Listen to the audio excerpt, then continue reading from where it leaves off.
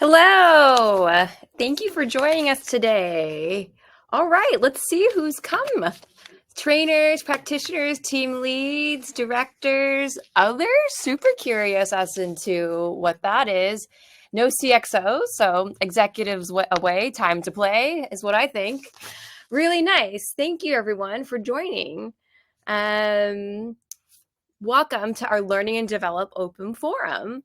This session is beautiful. It's made just for us, by us. Totally unusual, a different experiment. What is learning without experimenting, right? And I have some really amazing people that are joining us today. I know people like to say that, but I really, really mean it. So let me introduce to you our beautiful panelist. Here's Nick from Discord, and he's currently joining us from New York. So thank you from a lovely morning to you. We have Lavinia from Offbeat. Good Lord, if you're not on this newsletter, please get on it. I've learned so much. And you're joining us from the beautiful Bucharest, right? Is that where you're? Okay, awesome. And then we have Aki from Superside, which is in Berlin. Awesome for all of you to come join us today. I'm super, super pumped for this. And of course, I'm your host, Lisa Wetter. I'm the Culture and Learning Lead at Mentimeter. And unfortunately, Brandy could not make it today. She wasn't feeling it. She was like, Mom, I just take a lot of energy. I take a lot of the space. I need to give these panelists a chance. So I was like, okay, that's all right. I see where your vibe's at. So thank you, everyone. Nice. So as we understand, the setup of today is that it's an open forum. It's based on your questions, and we have our beautiful panelists that have their insights and opinions that we'll draw from. But really, this session is co-created together. So throughout the session, the Q&A will be open all throughout. Please use that QR code to get into the Menti. You can ask your questions. We'll have some interactive slides, so you'll be able to put your input. And then remember, throughout the process, you can look at the Q&A and upvote. There is a chat function, and you probably are used to using some questions in there, but they will get bounced back into our Q&A function. Nice. So the way we kicked off this session before you even arrived was you took a survey and you told us what was important to you, which thank you so much. That gave us a lot of input into the topics we're going to talk about today. So today's agenda is set by you. We actually will only take the top 3. So what I want you to do is do a little ranking here on what is the most interesting and you want to hear from. Lavinia, what are your thoughts on will come on top? Either AI or measurement and analytics. I think these are the biggest pains at the moment. Right. I don't think I've ever been in any sort of L&D forum that metrics were not brought up. And then there was a lot of crying. No, I'm just kidding. Aki, what are your thoughts? I think perhaps getting a seat at the table, that's something that I hear very often. And well, yeah, that should be interesting as well. But let's see who wins. Nice. Nick, what are your thoughts? Well, it is 2025, so I think we're legally obligated to say the letters A and I next to each other at least once. So I wanted to make sure that Mentimeter was covered there, even if that doesn't get voted up.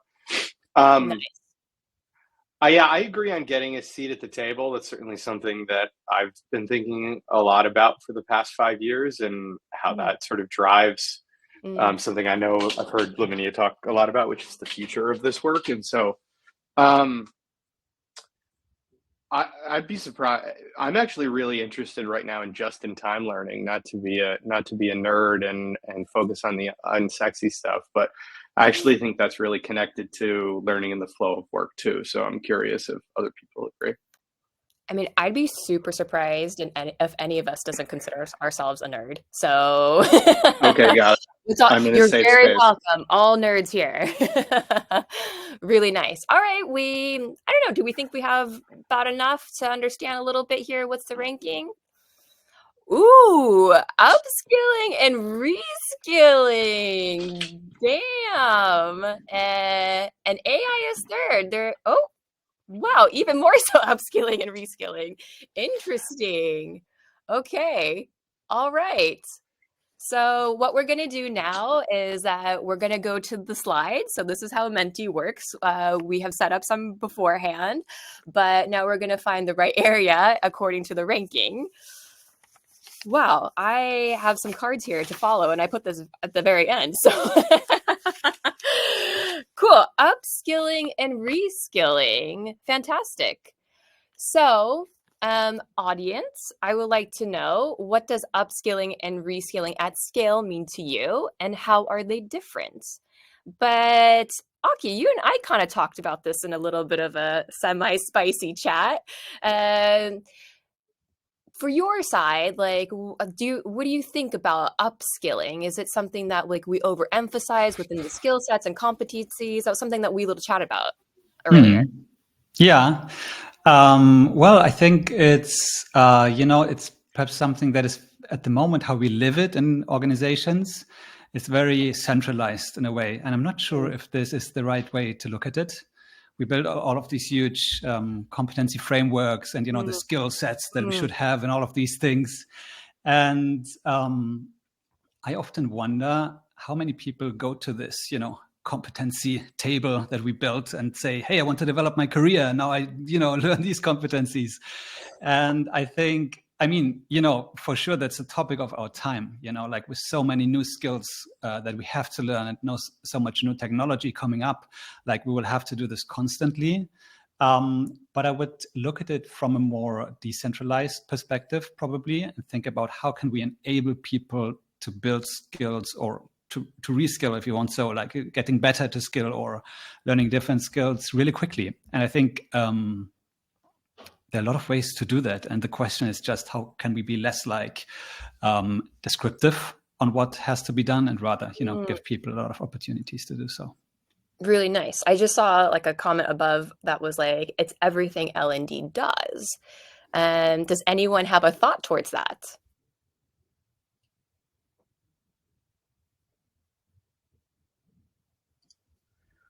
I laughed when I saw that. I'll say that. Because I thought, yeah, that's good. Like that felt like a very straightforward answer to our question. What does this mean? Oh, it's what we do. I think that I believe what the individual is saying, and certainly correct me in the chat if y'all feel differently. But I do think that it is kind of a simple way to describe the things that we do all of the time, or at least the end goal of it. I don't know that it always feels like that moment to moment in what we're creating, because actually developing behavioral change takes a very long time and a lot of evaluation tactics that, frankly, who of our companies are like committed to the kind of resources to have a level 4 Kirkpatrick evaluation where 6 months later and so I think it is a tool that you see, that I see certainly in some departments quite consistently, sales, customer operations, any sort of like operational framework where we're doing the same thing over and over again and then can really tweak on behaviors. But for my focus, it's something that I see a lot in leadership development. Or at least the desire to have that. It looks much different because, to get to one of the other topics that was highlighted here, there aren't good metrics for what a good leader looks like. At least not ones that are, universal. And so that's the challenge that comes up for me and is the challenge with L&D. So I think that person's right. Nice. Lavinia, do you have any thoughts? Yes, I actually do. I saw a comment coming in that I really liked, moving the conversation from individual focused learning to full organizational competence planning. I think it's very much aligned with what I've been thinking recently regarding what AI will change actually when it comes to our jobs, in upskilling and reskilling. I feel like we've been very focused on individuals, and I think that's been great so far. But I think AI will do a much better job at that. I think what people need is clarity, and what we need to look at is maybe like from an organizational perspective, what are the competencies that the organization needs, Mm, and also how do we enable learning as a competency within the company? Because in my view, if people find it easy to learn, they will learn whatever the company needs and more. But first, they really need to find it easy to experiment, to reflect, to to find the resources that they need to collaborate with others and so on.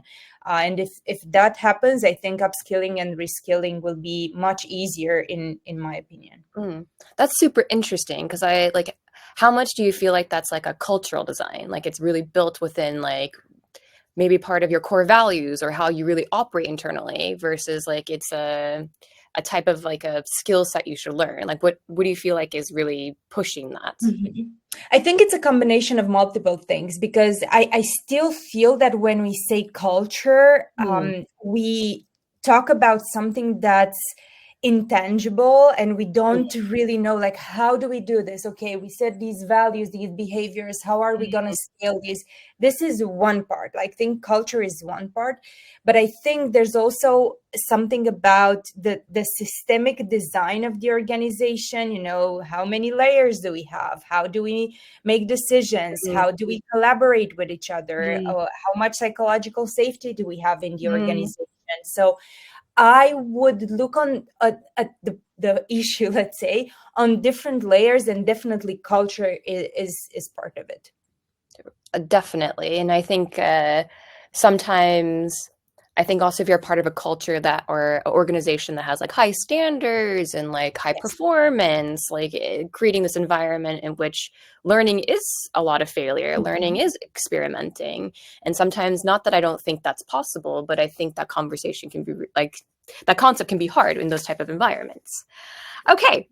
So making sure that we have time to get to our other topics, we're going to move to the next, which is, I don't remember what was number 2. Was it the metrics? Oh, sorry. I'm going to recap this one first, which is the reskilling and upskilling. So in reskilling is learning new skills so you can do a different job, and upskilling is learning new and advanced skills that enhance your current role. And panelists, what do you feel about this? Does that sound about right? Not quite. I've never heard this definition before, but I think it's a good one. I think talk about cultural alignment that Lavinia was describing, which I would say is just the decision-making criteria that leaders use. I think sometimes we use the word culture to diffuse leadership responsibility in modeling and setting principled behavior throughout the business. It's not like a mystery. It's not this thing that just sort of cooks up out of nowhere. It's the environment that leaders create. They got to want reskilling. Mm. Because upskilling is a thing like, hey, I hired this person to do X job. I need them to do that. That is, I think, much more aligned with what I often hear from leaders. You got to be either a very large company or a company with leadership that's very aligned to developing internally for multiple jobs as the company sort of grows and change, for reskilling to be something that I think people are significantly investing in. Though I'm certainly curious what if Aki and Lavinia feel similarly or differently on that.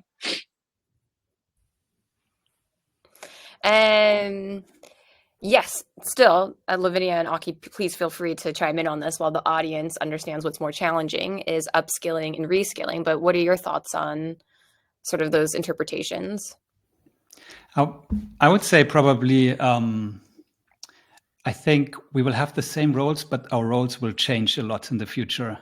And I think that's why we all will have to reskill. And that's, I mean, it makes a lot of sense, the definition to me right now. But my feeling is if in 5 years you're an L&D specialist, L&D manager, L&D director, whatever, it will look so different from what we see today that I think reskilling will be important in all roles. Like no matter if you have the same role or if you change roles. And I think learning new skills to do similar things that you do today is a really good skill in itself to have. Like Lavinia said, like how can we learn quickly and to be, adjust quickly and to do things differently than we did today, while still aiming for similar outcomes, probably. But in that sense, I would say reskilling is for all of us all the time now, and I'm very sure it will be much more intense in the coming months and years. Lavinia, do you think reskilling kind of, or maybe they're both within it, but is this concept of like unlearning certain ways of doing things? I don't know. What are your opinions on that? Yeah, maybe it is about this concept of unlearning. I do feel like, and I'll be maybe a bit mean to us at the moment, like right now, these words just mean things to us in L&D. I don't hear these conversations in the business. If you ask me, like leaders don't say, I want to upskill or I want to reskill. They say like, I want these people to do this thing better, So I would urge everyone that while we can talk about these things like among L&Ds to like make sure that we have a common understanding of things, I wouldn't even use these words with my stakeholders. Maybe I don't know. Maybe I don't like the traditional way of doing things, but that's my thinking. But I think that is pretty spot on, and I think that's part of like the pain when it comes to getting the seat at the table, right? It's like, how are you communicating these in terms that actually matter to the business, speaking the business language? I forget his name, but I think he wrote a recent post, and he's in the Offbeat community. But he was talking about when L&D people use like models, like I use the Addy model talking to executives, and like executives I don't like what, like cool, great, but it was like more about like what are you actually trying to drive? What is the difference from the thing that I see that you're doing? So our next question is, how do you manage resistance to upskilling, reskilling initiatives? That's really interesting. I don't know. Have any of you like had some resistance on something that you've rolled out in terms of a learning that the business needed to have?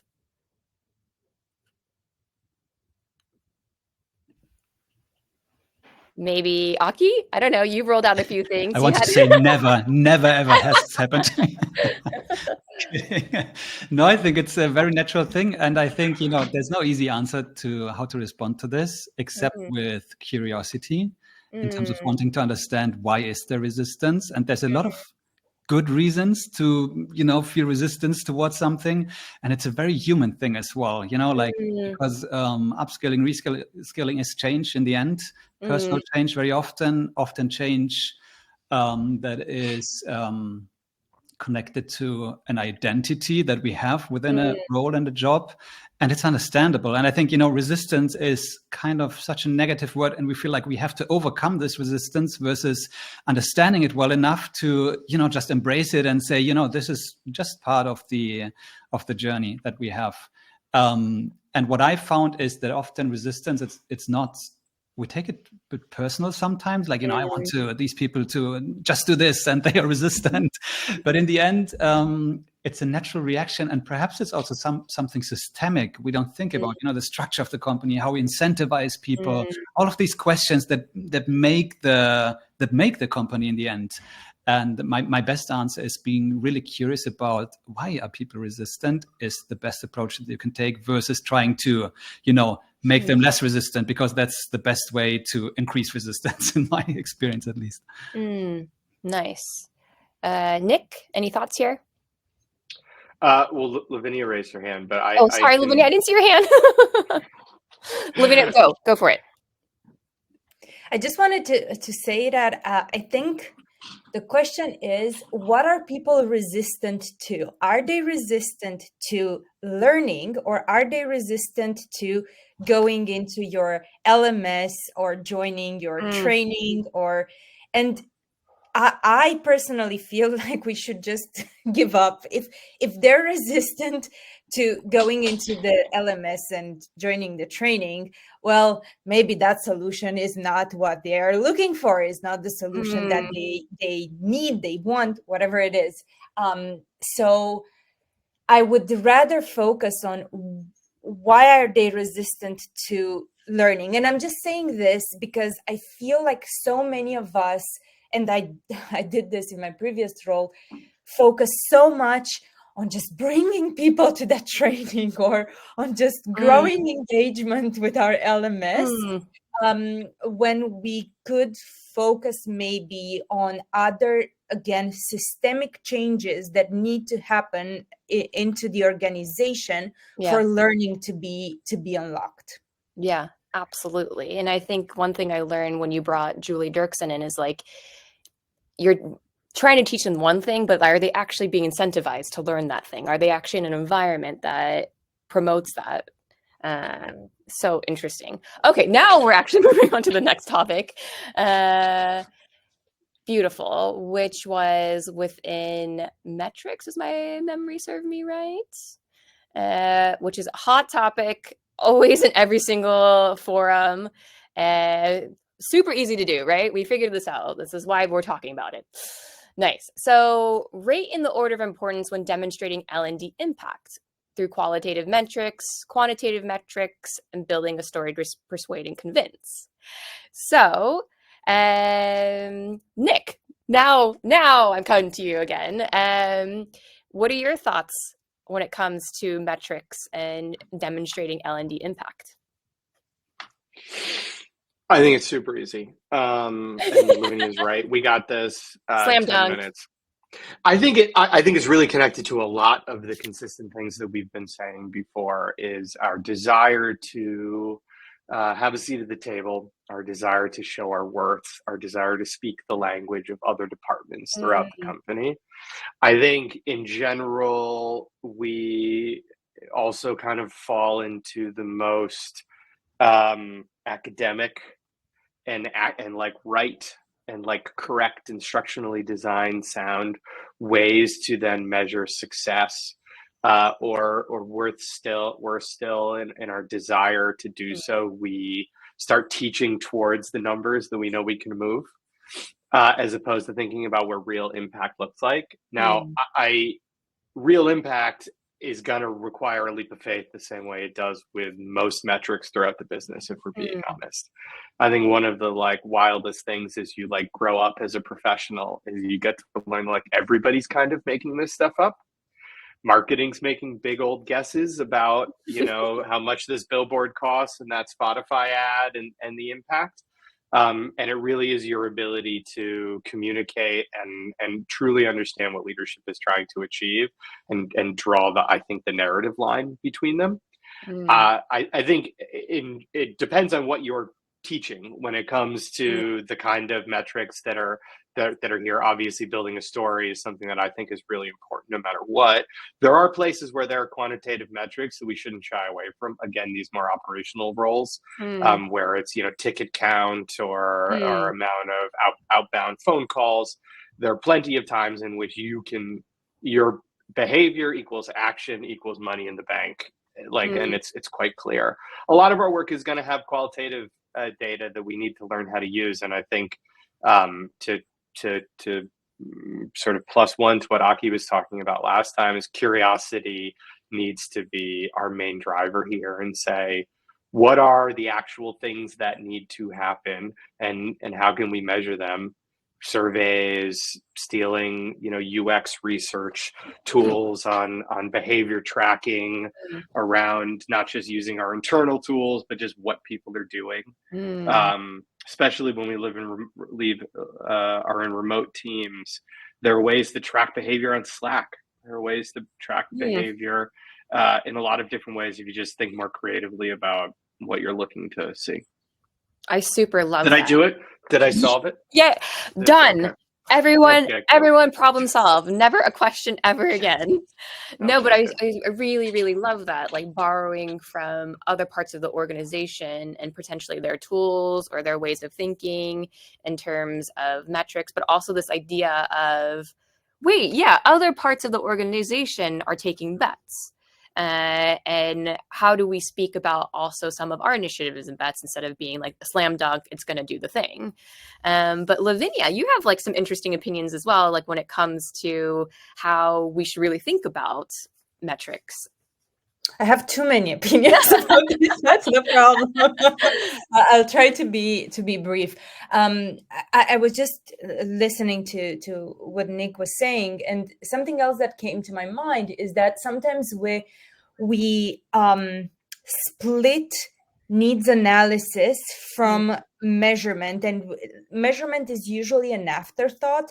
So my challenge to everyone, or my advice to everyone would be, what if measurement would be part, or would start with the needs analysis, where you actually benchmark, because we do need benchmarks in order to see if whatever we did worked or not. So to make it easier to start measuring things, I would couple it with something else that we already do that's really good, which is needs analysis. So that's one thought. The other thought that I have, a big issue for measurement when it comes to L&D, is that the organization will always want you to do things for everyone. Like, scale is extremely important for the organization. But if we do the same thing for everyone, how will we know if whatever we did had any sort of effect on people? That's why, and back to Nick's point, I think A/B testing from product or marketing, or a randomized control tests from scientists are extremely good to be applied in L&D instead of doing the same for everyone.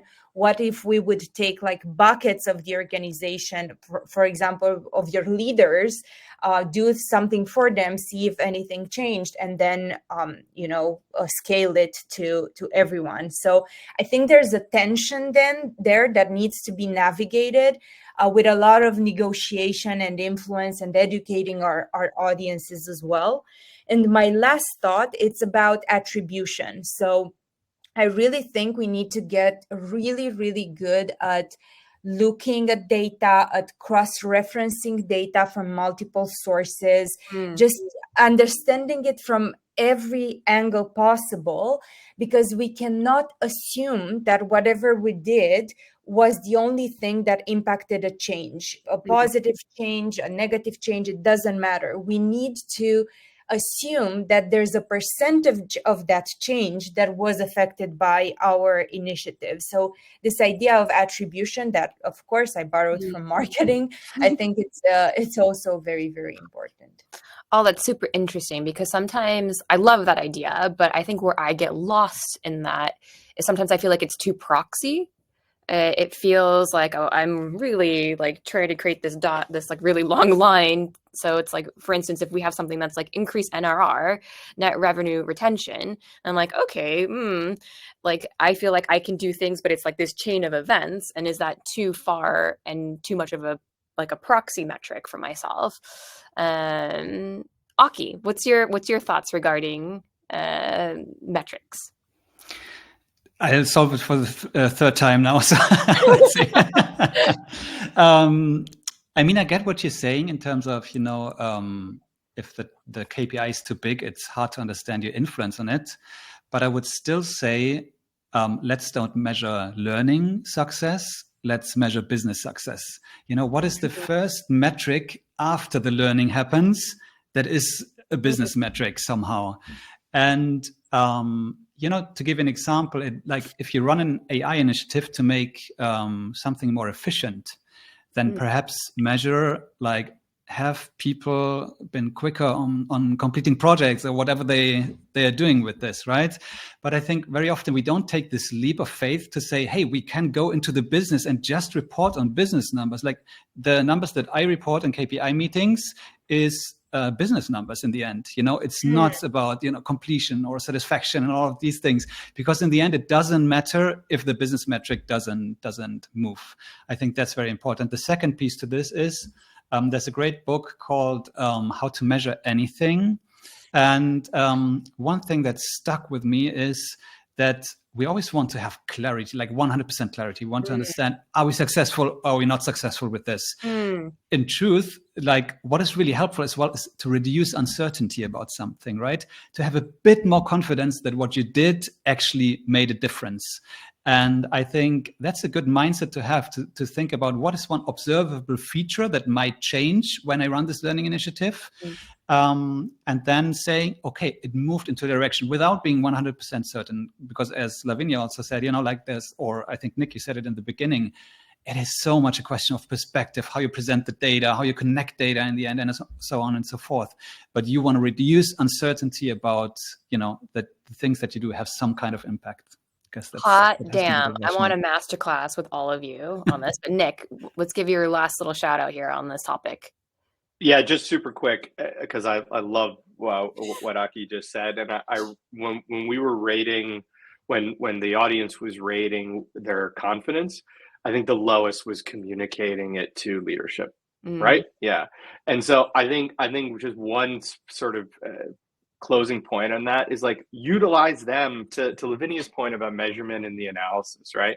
Utilize them and say, what would it look like? What would it feel like to make improvement on it for you, right? They're the ultimate stakeholder, right? So what would it look like for them? Have them help you do this. Have them help you drive the measurement piece too, and it'll connect more to Aki's point, to the actual business metrics that they care about on a day-to-day basis, even if it's one tangent removed from that.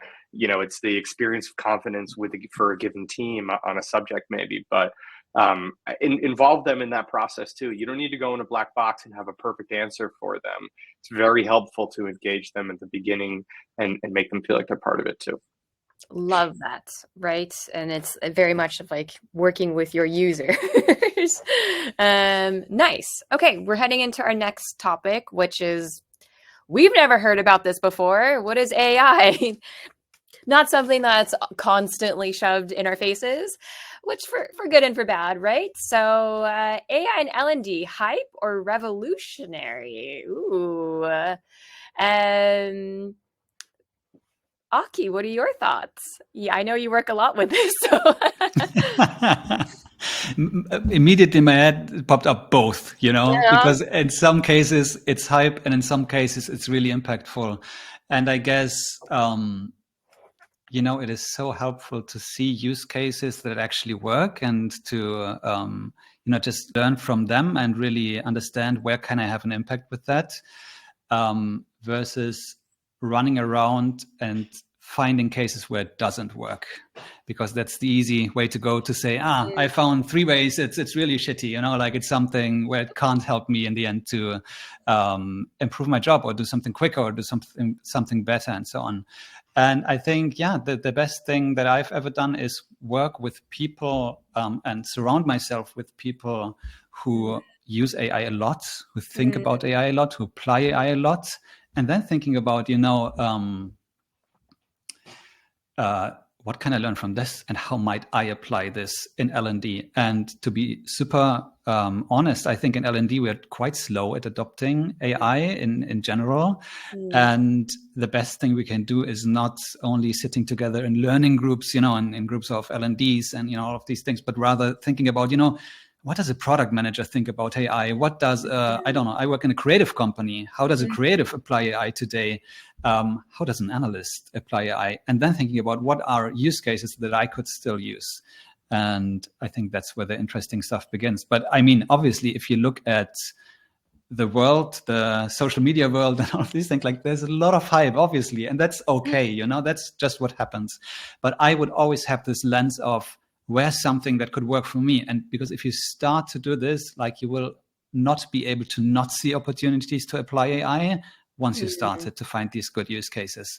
Then you don't have to say, oh God, I see all of this AI generated content. Of course, we'll see it, but we should just ignore it and focus on the great use cases. And there's a bunch of them.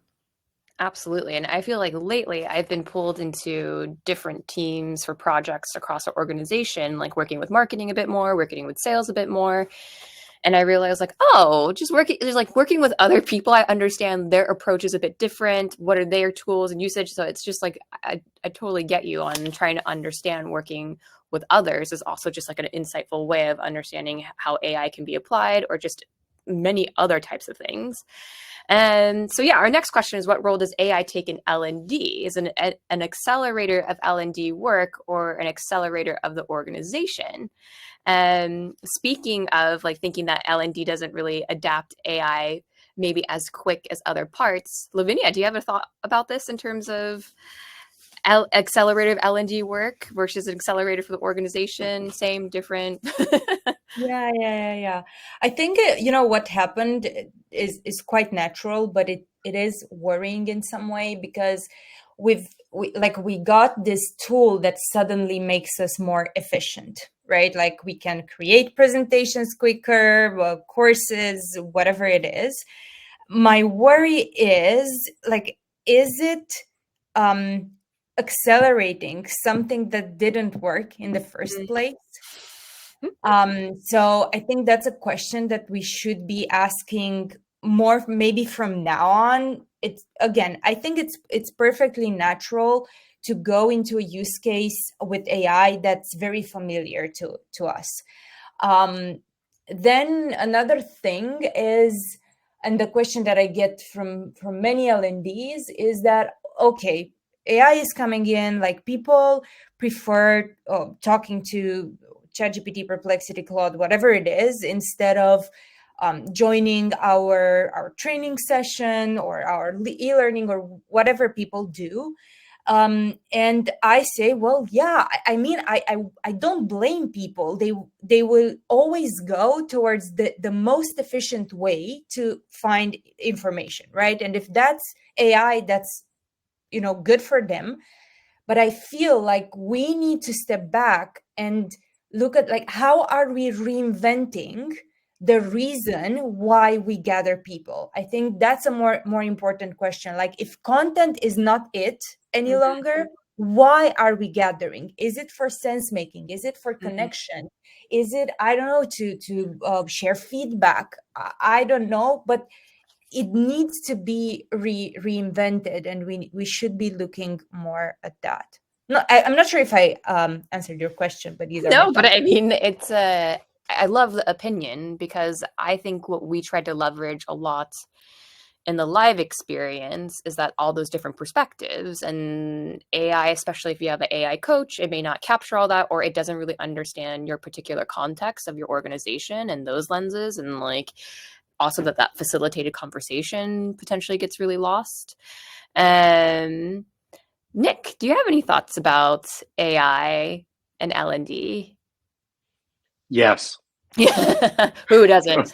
Okay, got one thing I have some very like sort of practical, tactical things that I think it's quite good for with us. But before that, I think to Lavinia's point, something I often find in coaching with leaders is we have this desire to conflate complication with difficulty.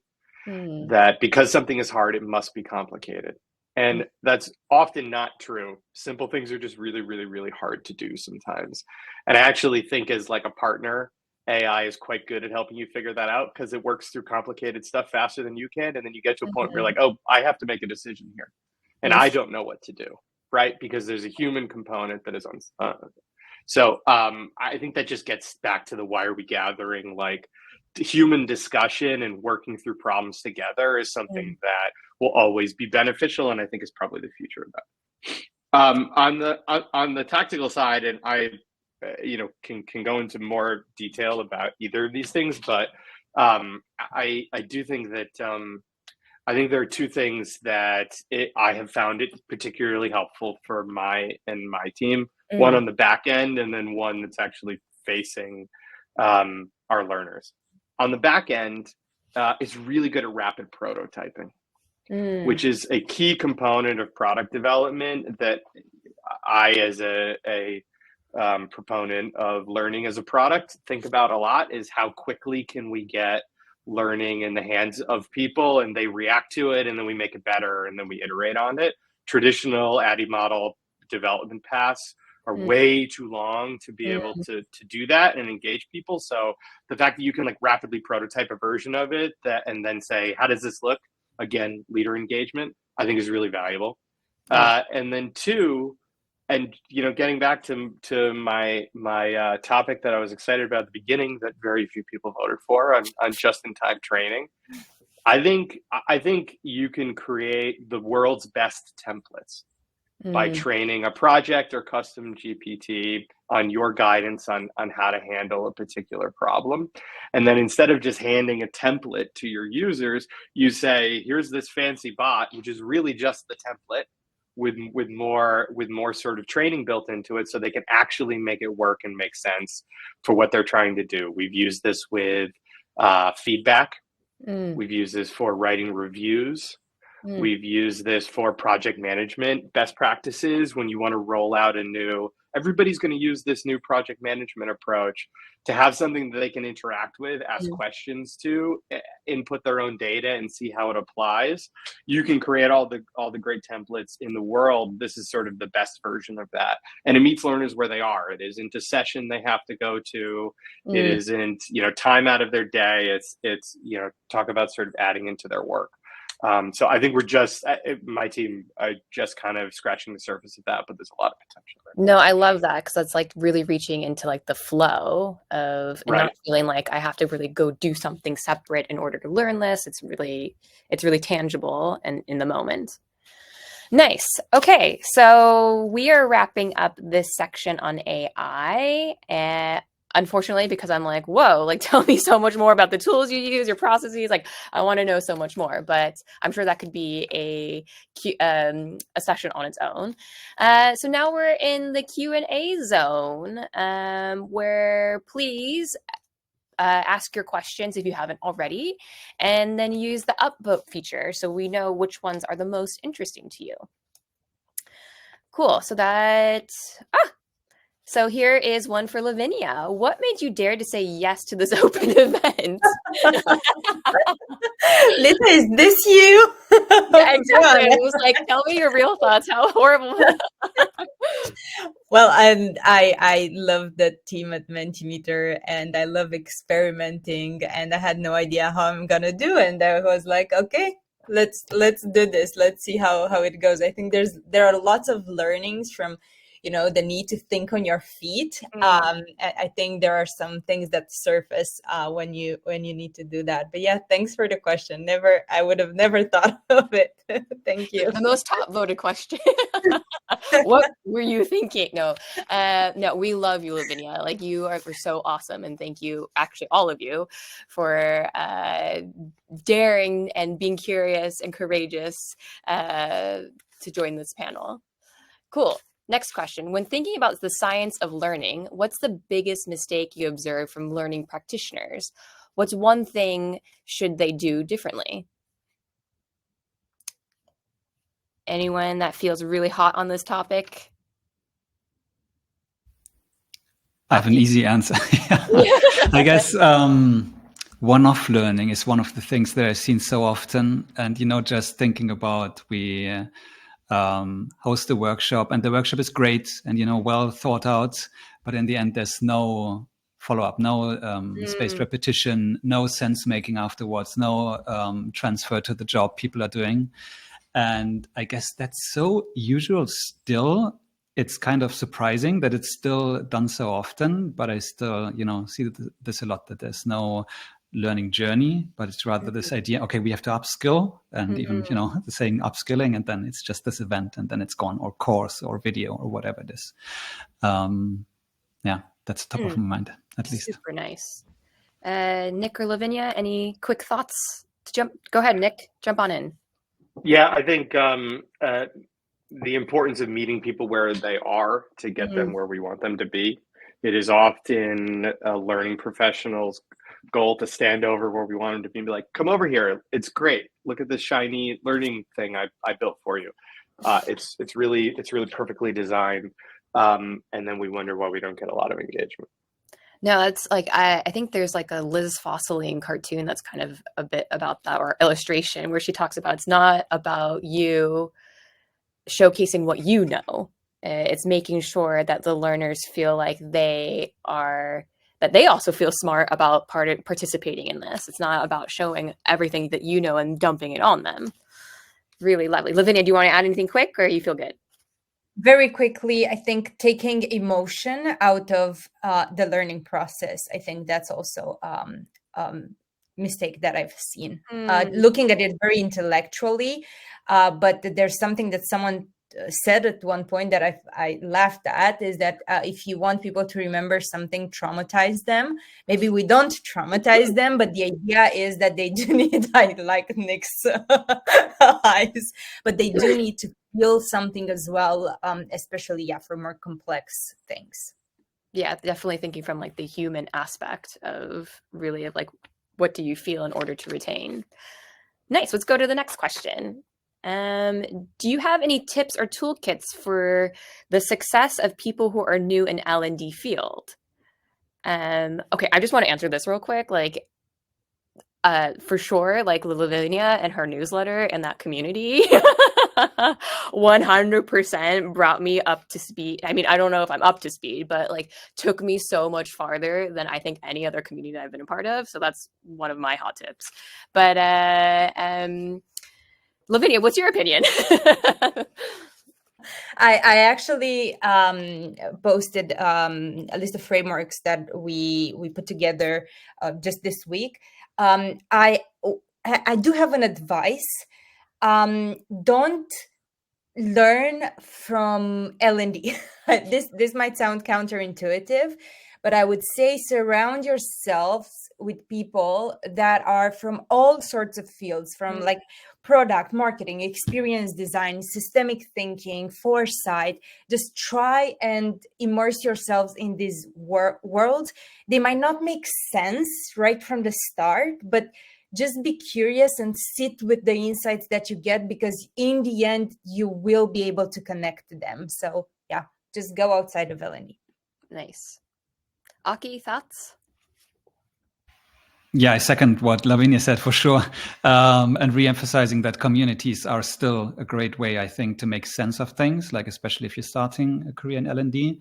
What I found is that, I think it's really good to build foundations by having some resources that really explain concepts well. Like Make It Stick is a book that I've read many years ago, and it served me so well because it explains learning science so well. And I think that's worth doing, but then not underestimating how much time you will spend in making things happen within a business. And the problems that you will face will mostly not be understanding the perfect learning science, but rather understanding in a context that has a lot of dynamics and, different relationships with stakeholders and all of these things. Like in this context, how can you actually make learning happen? And I think, really understanding the business, understanding stakeholders, all of these questions, how can I do that well?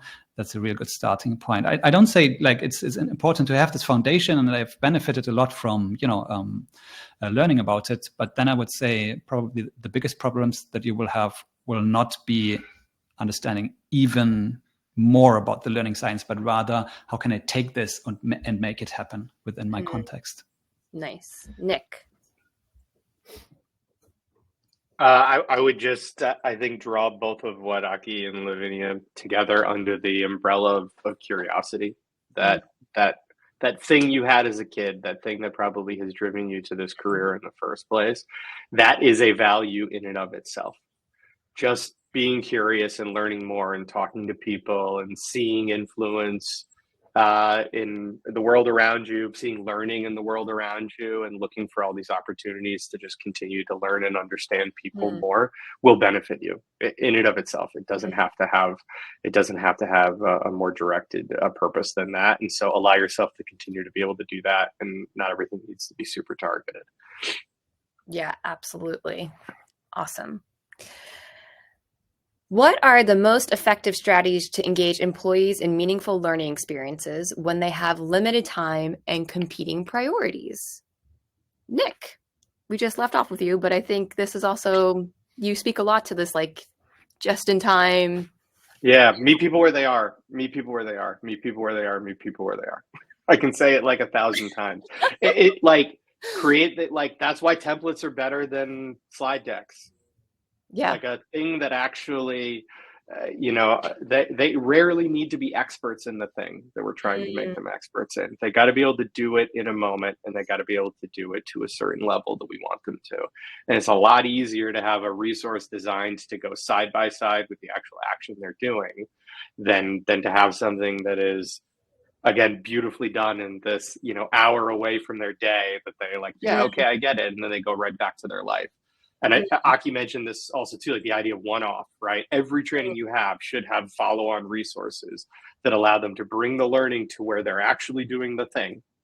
And especially because we're all on screens now, they can have the guide read up. Nobody's checking their eye line that much, right? Difficult conversations, all of this stuff. Like we can do a lot of really good work by just going where they actually are and making sure learning is available to them there. Absolutely. I think that's I forget who wrote this. I think it's the guy who writes Steal His Thoughts. I'm like so bad with names right now, that newsletter, but he talks a lot about like what actually is the learning that people really feel like would help them. It's actually the stuff in their day-to-day work of like, if I work with Excel sheets, like I want to know how to work within that thing so much better, and meeting them exactly where they're at within their work. I thought that was super interesting because like we sometimes think about as like these overarching transferable skills and then take them away for a half day. Like I definitely have designed things like that. So it's and then I would like, that made me think like, okay, but there are just things that are for the job that would be really helpful to understand and be better at. And Lavinia or Aki, either one of you feel passionate about this? Both? Lavinia's nodding. You go first. Yeah, I was just nodding at this comment. I'd look to see how you can enable the system to support employee learning. And I know I'm like very insistent with this, but when I see like limited time and competing priorities, for me, that's a turn off from the start. Like people do have time for what matters to them. I would say this. Competing priorities, I think it's a big issue that needs to be fixed before any learning happens. Another thing is that sometimes it's not that they don't have the time, they don't have the cognitive space, they don't have the energy to learn. And as much as we would like them to learn, if we have mental health issues, we have all sorts of personal problems, I don't know, it's gonna be very, very hard for them to learn. So I wouldn't even like, I would definitely subscribe to what Nick said, but then if I would go a step further, I would say, okay, there are some things that are not working in the organization to enable people to learn. Like, how about we act on those things instead of putting so much energy and focus into, again, getting them into that specific training or that specific program, that specific e-learning. What if we would look systemically at things? And that's a very hard challenge. I'm not saying this as in we're gonna do it tomorrow, but I think we do need to look at both sides. I love that. Like taking the realness, the real human aspect of what is actually happening in the holistic frame of learning. And it's not these like isolated moments where learning is on or learning's off. Aki, what were you going to say? Yeah, I mean, similar to what Lavinia said, I think don't bring people to the learning journey, bring learning to people, or enable learning in people's day-to-day. And I think there's a lot of, power in this idea of not thinking about it as an event to go to, even if it's an event that takes 6 weeks or something. And yeah, in that sense, I'm a huge fan of the idea of invisible learning. People don't even notice they're learning something, but you're so eloquent in enabling learning in the organization that it's just happening whenever somebody needs something. And I think AI will play a huge role in enabling this. And I could talk more about that, but I see we're moving on. There's no cues here going on. No, I love that. I love the thought of invisible learning. Cool. So yeah, we're wrapping up to be conscious of people's time and your time as well. And so how was this open forum? Was the content insightful and useful for you? Did you like this interactive format? I mean, it was a bit different, right? Would you be interested in joining something like this again? A 4.9? Hot damn. I mean, honestly, like going through this session, I felt like masterclass for sure. Like there's so much here that I just want to be like, help me. Let's build this together. Awesome. So it feels like this was a really meaningful session for a lot of people in terms of all of your insights. And thank you for everyone for participating from the audience and obviously our panelists here. So if you're interested in getting these insights, let us know. There's a form provided. Use this. This is gold. This is like really amazing information. I know I will dig through this again. And really, thank you. Thank you for joining and all of your time. Super appreciate it.